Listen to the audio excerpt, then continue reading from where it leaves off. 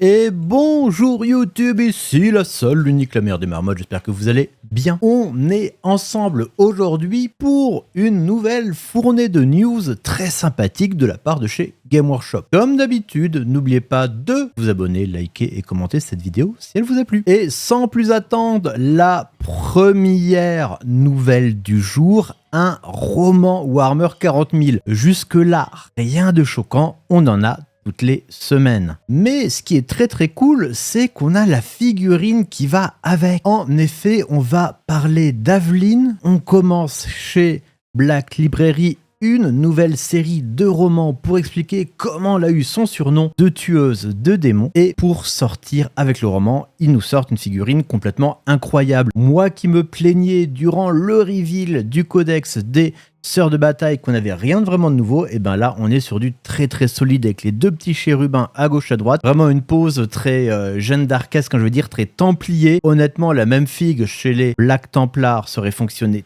tout pareil. Et vraiment gros kiff sur cette figue complètement inattendue, hein. Personne ne l'avait venir et qui est ultra stylée et que je kiffe. On en voit tous les petits détails, une figue qui doit être à peindre chaud. Voilà, avec l'épée relique de Sainte Arabella, rien que ça. Vraiment, belle découverte et belle sortie pour Warhammer 40 000. C'est toujours calme hein, du côté de Warhammer 40 000, mais à nouveau, starting a Chaos Space Marine Army, tout ce que vous devez savoir pour commencer la meilleure faction du jeu, celle du chaos, avec évidemment les graines de la loyauté, le sous-titre, un tricherie qui est un faux ami, qui veut dire loyauté. Voilà, les Chaos Space Marine, les anges du vrai empereur, donc voilà, avec toutes les explications classiques, la petite vidéo, la petite cinématique, le lore expliqué d'un point de vue des traîtres, hein, des traîtres de l'Empire. Derrière, à nouveau, le petit diorama, la combat patrol, qu'est-ce qu'il y a dedans hein. Du coup, combat patrol, vraiment solide parce que t'as des possédés, t'as les légionnaires, t'as les cultistes, un petit maître de la possession à côté. C'est vraiment correct, hein. Là-dedans, t'as aucune figue inutile et aucune figue injouable. C'est une bonne combat patrol pour le coup. Comment les peindre? Bien sûr, hein, évidemment du corner raid. Vous mettez que du raid, hein, vous mettez corner raid, null on, c'est réglé. Voilà, puis après les étapes suivantes, le nouveau codex qui va sortir, les petits forges-fiennes. En vrai, par contre, c'est un peu, voilà, Defiler, la figue, elle a 35 ans. C'est cool, hein, mais la figue, elle était déjà vieille au moment du premier Dawn of War. Donc là, bon, la fatigue et le Eldrake, par contre, c'est une turbo-purge. Autant on est solide sur le Forge-Fiend, autant le Defiler et l'Eldrake, faut être déter, quoi. Un badon, le gars sûr, Vashtor, toujours compliqué à jouer, les Chosen, eux par contre c'est une valeur sûre. Et après au niveau des fictions, je ne peux que vous conseiller pour l'instant celui sur les Night Lords. Je n'ai pas encore pu lire celui sur Fabius Bill ou celui sur les World Bearers. Et voilà, avec le petit Start Your Collection derrière et tout ce qu'on a eu d'autre pour l'instant pour découvrir des factions. Et par contre, à nouveau, hein, ça va être encore comme ça quelques semaines, Age of Sigmar, gros focus, cette fois-ci avec les Flesh Eaters, les petites goules cannibales, les descendants des Bretoniens de Old World, là on va appeler ça comme ça, maintenant avec Ushoran, leur seigneur Lige. Voilà, un des 5 premier lieutenant, plus puissant lieutenant, pardon, excusez-moi, de Nagash. Certains disent peut-être même le plus fort. Et on se retrouve comme d'habitude avec la faction, les battle traits, la battle formation, avec les incantations, des explications sur différents types de créatures avec un héros épique, évidemment, nous montre Ushoran, hein. Bien sûr. Pareil, un gros focus sur le Royal Zombie Dragon, sur les Crypt Guards, sur beaucoup de choses. Le petit Word from the Studio.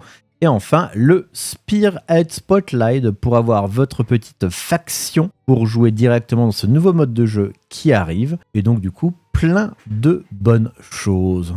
La même pour les disciples de Tzins, si vous aimez les horreurs roses, les horreurs bleues et les gros oiseaux volants. Même principe, hein, l'overview, le battle trait. En vrai, ça reste sympa à regarder, au moins pour les différentes factions, voir à quoi ça ressemble, au moins pour la tête de lance à la fin. Voilà, le Summoner Gaunt, les Curselings, du coup, moitié démon, moitié humain. Hein, ils n'ont pas vraiment réussi à choisir les cons. Les horreurs roses, évidemment, qu'on peut également jouer au Warhammer 40 000. Le petit petits mots depuis le studio. Et là, Spearlight avec des incendiaires très esthétiques à droite, de toutes les couleurs, très esthétiques et très différents de ce qu'on a. D'ailleurs, très marrant parce que quand on voit les Tsangor, on peut jouer à 40k, le Gaunt Summoner qui peut très bien faire un sorcier de Tsin sans démon, et Tutti Quanti, il n'y a finalement que les fantassins qui ne peuvent pas être joués à 40k également. Voilà, les Kairic acolytes. Edge of Sigmar et les Idoness Deepkind, une armée que je trouve extrêmement sympathique dans l'idée. Ces elfes des profondeurs sur des tortues. Je la trouve vraiment magnifique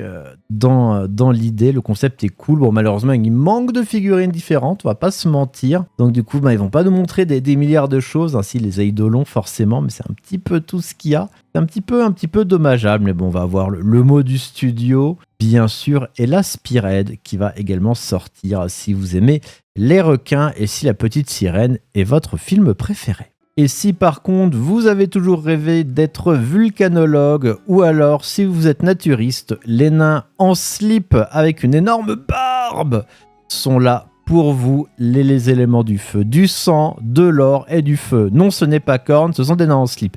Avec des dinosaures, bien sûr. Les Duardins suiveurs du dieu berserker, voilà, on les voit. Eux aussi, dans l'idée, c'est très cool, un petit peu armée élémentaire du feu après l'armée élémentaire de l'eau. Malheureusement, on ne va pas se mentir, là aussi, une faction qui a extrêmement peu de figurines différentes. Qui a très peu de figurines différentes, même si le petit War Scroll est très sympa pour l'invocation. Et voilà, une Spearhead aussi qui est un peu dommageable, quoi. C'est un peu le problème de cette Spearhead. C'est une Spearhead où tu joues que des fantassins un peu nuls, un peu lambda, quoi, un peu le même type de figurine. Alors oui, c'est des figues différentes, mais t'as quand même très l'impression de jouer tout le temps 30 fois la même figue. T'as l'impression de jouer des Votann, tous des clones. T'as pas de dinosaures, t'as pas de trucs ultra sexe. Certes, un petit Battlesmith. Ici, on aime les ogres, ici, on aime la tribu de la gueule et on aime se faire des bons gueuletons, nos amis les ogres. Alors, eux aussi, je pense pas qu'ils vont avoir beaucoup de figurines. Ils ont des figurines extrêmement classe dans Edge of Sigmar. Quand on voit les monstres sur lesquels ils sont, quand on voit tout le reste, les incantations, le focus, le bon vieux Kragnos, évidemment, qui est avec eux, qui peut être dans un tas de factions, notamment eux, les gloutons ogres. Voilà, les cannibales, comme on appelle ça, le petit diorama, et leur Spearlight. Tu regardes leur Spearlight par rapport à celle des Fireseers, c'est beaucoup plus sexe, quoi. T'as des monstres sur des boucs vénères, t'as un canon gigantesque, aussi ils ont des canons derrière, ça transpire le sang, ça transpire tout, vraiment. Ça, c'est les Spearhead que je kiffe à balle. Et c'est un petit peu tout pour les jeux majeurs. En jeux mineurs, excusez-moi du terme, mineur en termes de sortie et de contenu, on a pour Kill Team la League of Votann qui arrive, qui est leur boîte contre le culte. Du coup, une nouvelle patrouille pour la Ligue avec un petit peu tout, les règles juste en dessous, bien sûr, et évidemment l'accès à l'index. Et parce qu'on aime bien nos petits nains de Warhammer 40 000 aussi le culte, on a quelques photos des unités du studio. Voilà, le génocrate, nos petits amis les Votann de plusieurs manières différentes. Voilà à quoi ça ressemble tout ça. Très classe, très sympathique. C'est toujours très plaisant de voir des photos de gens qui ont peint nos petits amis. À chaque fois, c'est cool, ils mettent l'insta des gens. Ça fait aussi plein de bonnes personnes à les follow pour régaler son feed Instagram. Photo ultra classe. Sunday Preview, bien sûr, de nouveaux codex, évidemment, sont cette semaine en chemin, les Sororitas et les Jeunesses Stellaires, et donc du coup, on pourra claquer de la thune. Par contre, Chapter Approve, Paria, Nexus, Mission and Mission Objective, ça arrive aussi la semaine prochaine déjà, pour voir, on va changer tout ça, on aura des missions différentes, c'est super intéressant, notamment pour le jeu compétitif. Les codex qui sont là, avec la Battle Force qui va avec, la Battle Force tout en l'air, on vole tous, du coup qui va avec un des nouveaux détachements d'armée angélique. Voilà, le Ministerium prête avec un Vindictor, oui, je ne sais pas ce que je préfère entre le lance-flamme ou la tronçonneuse, donc j'ai les deux. Voilà, les dés, les datasheets classiques, la combat patrol plus classique quant à elle avec moult arco flagellant. Très bien d'ailleurs, Zarco Flagellant qui vendait par 8 en V9 et qui maintenant ils les vendent par 10, alléluia, vive l'empereur Horus. Même bail avec le culte Genestellaire, la Battle Force. La Battle Force, si on ne sait pas si on aime trop les Genestellaires ou trop les humains, vous met tout dedans avec les petits véhicules. La Combat Patrol pour faire beaucoup de vroom vroom dans tous les sens. Les dés, les cartes. Petit Big Mech également, hein, toujours classe, encore une fois, encore une fois, les figurines orques qui envoient du lourd, cette fois-ci avec notre ami le Big Mech. Un petit Shield Captain pour les Custodes, le White Dwarf. Et chez Black Library, le Siege of Vrak arrive avec évidemment la version hors de prix du Creed, de Rose in Darkness. Évidemment des classiques qui sont réédités. Et l'arrivée surtout d'Elbrecht en français. Pour tous les fans des Black Templars. Et qu'est-ce qu'on a pu acheter cette semaine? Eh bien, on a pu acheter du coup du Kill Team, ce qu'on a vu, les Votann, les Genestellaires. On a pu acheter l'Elite Asperax qui s'est fait évidemment piller. On a pu du coup l'acheter en version normale aussi. Scaventide Armies on Parade, voilà, qui est là, qui est beau. Du coup, avec une édition spéciale. Voilà, une nouvelle catégorie pour l'Armée en Parade 2024. Et c'est absolument tout. C'était une petite semaine, je vous ai dit. Et en dehors de ça, plus de tournois toujours pour nos amis américains. Dallas est passé. Prochaine étape, ce sera évidemment Tacoma, bien sûr.